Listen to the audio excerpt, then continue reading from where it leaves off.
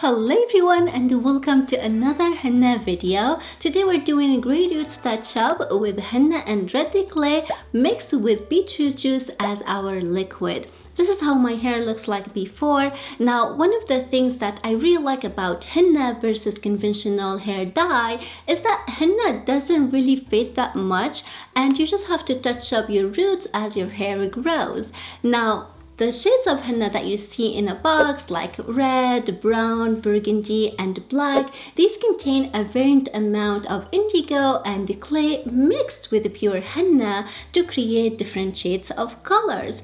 Last time I tried the red wine henna from the Henna guys and I was very impressed with the results that I got because henna on its own, it's an orange red dye, and on hair it really comes out orange, especially when applied to gray hair.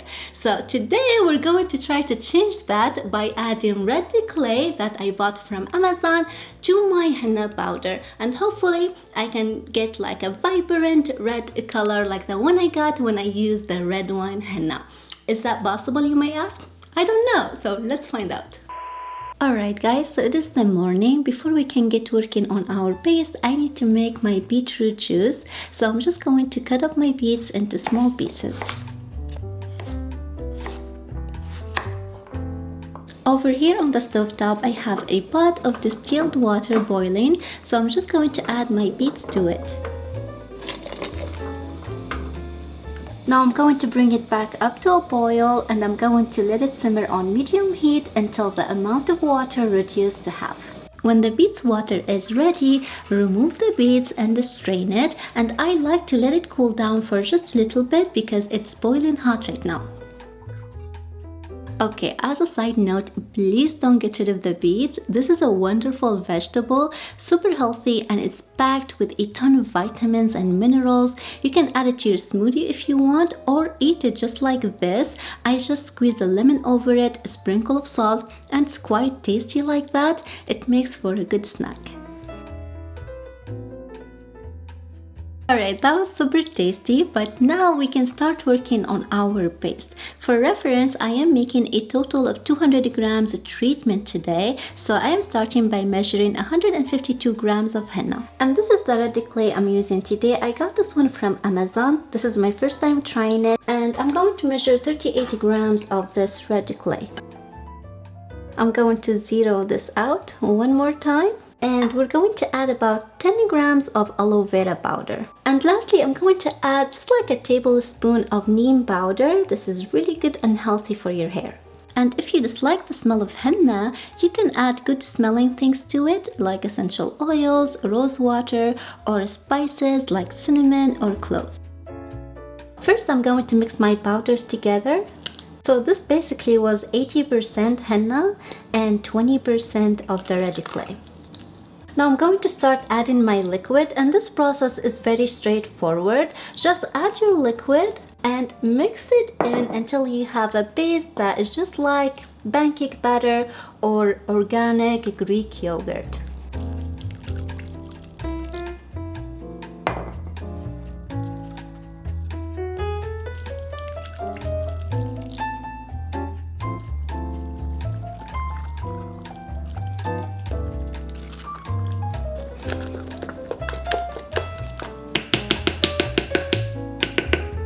Alright, now I'm just going to cover it up and let it sit for a couple of hours so it can dye release. Alright guys, 3.5 hours have passed. Now I'm going to check my dye release. I can already tell when you see a cluster of water on the surface like this is your sign of dye release. So now I'm just going to mix it in and check the consistency. If it needs any more water, I can add more. Okay, just by mixing it in, we got all the lumps out. It looks beautiful. It doesn't need any more water. You can tell the consistency is just perfect. So I think we're good to go. Let's go upstairs and start applying. Okay, so we're here now. Actually, my hair, I washed it last night, so it's nice and clean. I used clarifying shampoo. I'll make sure to link to it as well in the description box below. So I'm good to go. I got just an old shirt. Just wear anything that you really don't care about staining. I'm going to wear my gloves. I'm just going to start sectioning my hair, and I'm focusing today on my roots, on all the white hair. And I don't really have a full head of gray, I have patches, but it is easy for me just to do my full head because it's hard to spot them, especially in the back here. So it's safe to just do my entire roots, maybe 3 inches down, and if I have any left over, I'll freeze them for next time touch up. Because you can freeze any leftover henna, especially if it doesn't have indigo in it. Now you can freeze it when it has indigo, it's just the indigo will lose its power. So if you want to use it next time, maybe freshen up the indigo, add more indigo to it. But if it's only henna, it's fine. You can freeze it in a Ziploc bag and have it in the freezer for touch up. Just have it on hand.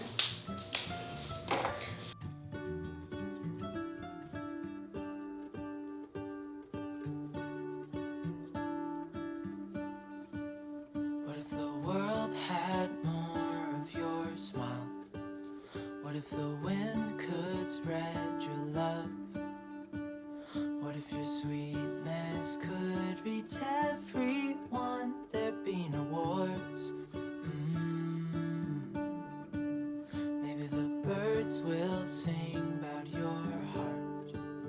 Maybe the trees will whisper the word. Maybe the sun will spread your joy to the ones who lost their hope.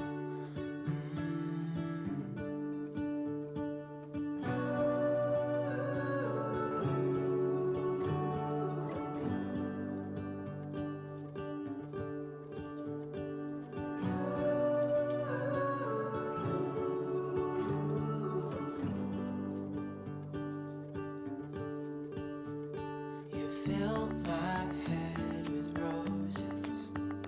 I can't help but dream away. Standing on a field with you and flowers everywhere. Maybe there is a star with your name. One thing I know is that there should be. There is no one a heart as pure, no, not yours. I'm hoping I can wait a couple of hours, maybe 3 hours, and then we can wash it out. Alright guys, so after 4.5 hours, I am so ready to rinse it. The first few times I used henna, I just took a shower, but I realized that henna feels super weird when it's washing out of your hair and onto your body, and it's actually kind of hard to get henna out of long hair. So now I just get on my knees and I put my head under the bathtub faucet. It is not the easiest or most comfortable thing, but it works. And after I remove all of the henna, I get into the shower, and I don't like to use shampoo, but I like using a co-wash. And with a comb, I detangle my hair and make sure no henna residue left behind.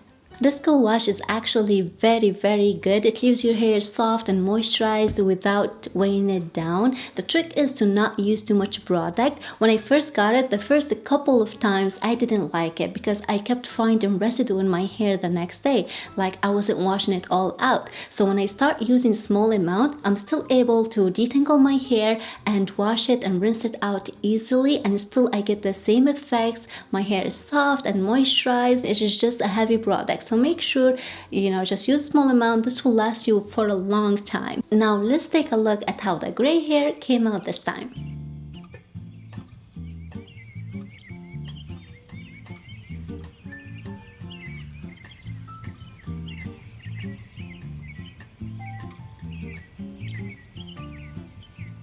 Okay, I am thrilled with the stunning results. Getting rid of the gray hair was a huge success, and honestly the color looks a bit more orange on camera than it really is in real life. Just because we're outside in the sunlight, it's really bright here, and the camera is just trying to balance out all the color, but it's actually deeper color in real life, more like chestnut, really beautiful. And I really find that it takes henna around 3 days to really show itself on your head. I wish I have the time to wait and show you guys, but I'm always filming on schedule.